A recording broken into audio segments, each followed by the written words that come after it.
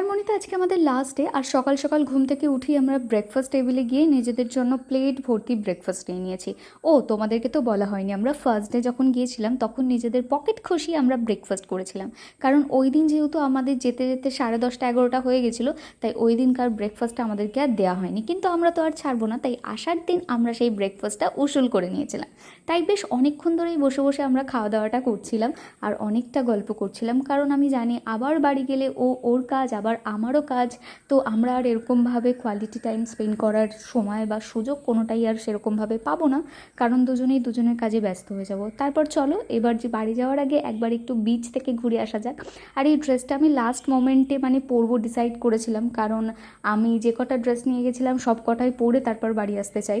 তো এইটারই জাস্ট একটা বাকি ছিল ফটো ভিডিওস কিছু নেওয়া, তাই সেগুলোই আমি জাস্ট সকাল সকাল পরে বেরিয়ে গেছিলাম। হ্যাঁ আমি জানি আমার মতো অনেকেই আছো, বাট আমি জানো তো কোনো জামা যখন নিয়ে যাই, যে কটা জামা নিয়ে যাই সব কটা পরেই তারপর বাড়ি আসি। কারা কারা এরকম করো কমেন্টসে জানি।